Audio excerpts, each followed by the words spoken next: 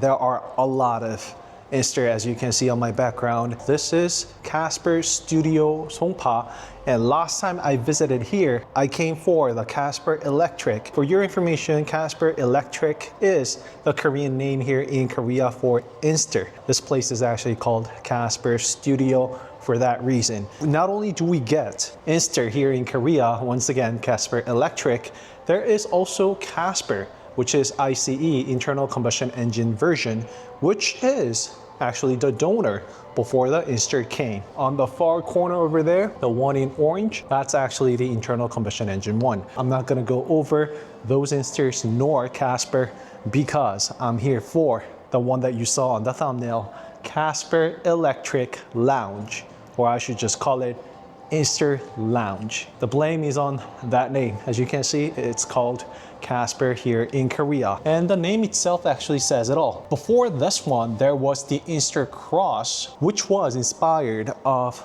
the off-road and rally, if you will. We could kind of see it from the wheel design, which had that tarmac inspired together with what was on the roof basket. The list just goes on and on. I mean, it's actually that guy over there. Yeah, it's still here. So this is the Inster Cross with the Amazonas green, I believe, together with the roof rack on top. It is a genuine Thule roof rack. I know you can't really get it outside of Korea. I know your frustration, been there, done that. Why don't you just try out this QR code to see if they do any international shipping? Deviating from what I am supposed to be doing. Sorry, I do this all the time. All right, so what is different? I actually made a post about this. It's not a facelift. It most definitely is not an all-new model, but think of it as more of an additional trim, like I've been saying from the start of the video. Yeah, I'm sorry about the lighting. My camera is having a very hard time picking up the right color because of that lighting on top. I know from a certain angle, okay, here, this is it. This is the color that I wanted to get and my camera is supposed to be picking up. So this is the very color you would see in person. Aside from the obvious exterior looks, the front grille is different. Not so much about the lower portion. I honestly didn't know unless I came in here. So you see on the left right there, it has an accent and extra design on the left, unlike one on the right. You don't get that on the right. There's only one on the left.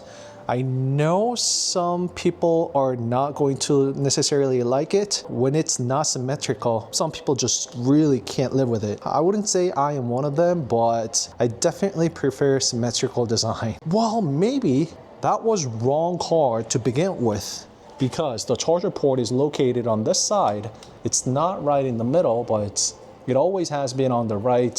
Nice touch, lighting for the nighttime charging. Of course, DC combo supported, and it will come with necessary charging ports for expert models. So the charger port was always positioned on the right because of the sensors in the middle, together with the cameras. Along with this gray accent, there has been different color for the cladding now. Metallic feel to the cladding that wasn't there before. Inster Lounge explicit. I just kind of want to show you the details about this. Things like this, you only get to see it and pick up when you look super up close and in person. More of pixels. You know, pixels in Hyundai cars, it means electric, and there's actually pixels in between the headlamps as well. You see that?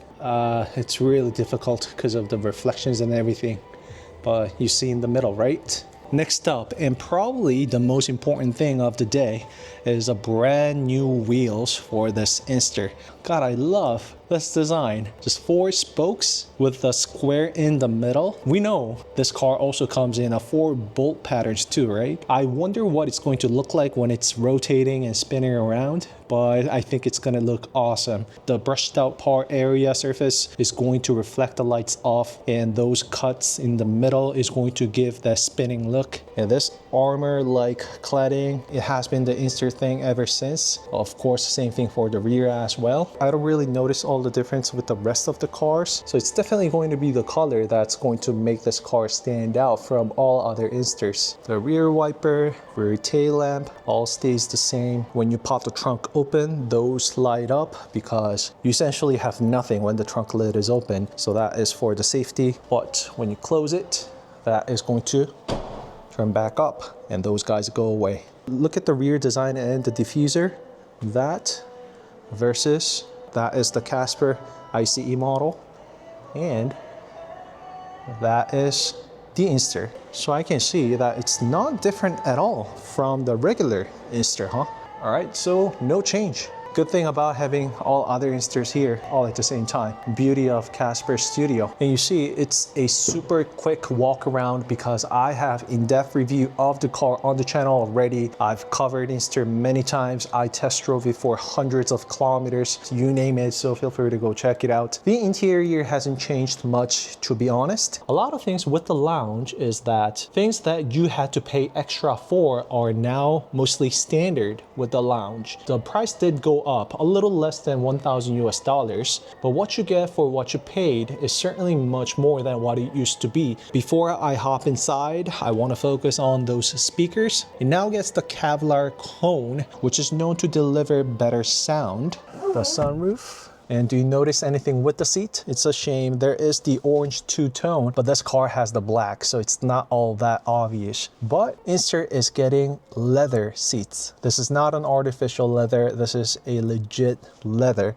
And I can smell it. And you can probably see it on the screen too, even for this handle in the middle, which by the way, you can do this if you didn't know. I think the rest of these parts remain the same. Yeah, plastic. And I don't think I've seen this one in other cars. It's actually knit headliner, which is softer and less utilitarian feel. I don't think I'll be able to tell unless I try out different trims back to back. With the crazy second row space, it has been the Inster thing since day one. All right, so let's go check and compare with other Insters. Okay, so this is what I'm talking about. If we had two-tone for the lounge model, it would have been much better. So look at this color.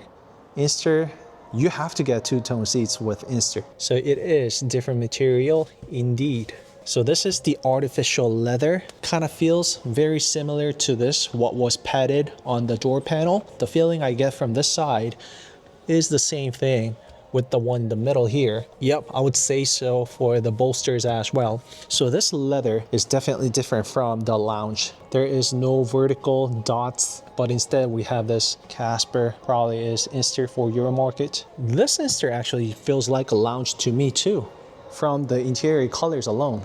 That's really important, as we all know. I absolutely love that wheel design too. And that too. Actually, that wheels are really hard to get. Everybody loves that tarmac inspired wheels. What do you think about this car? It's a great addition to the current Inster lineup, that is for sure. And especially more so for those of you guys who's been waiting or debating on this Inster. If you talk to the Inster owners, they are very satisfied. I can see it on my comment sections. I can see it from my friends, and you can tell by the wait time on this Inster.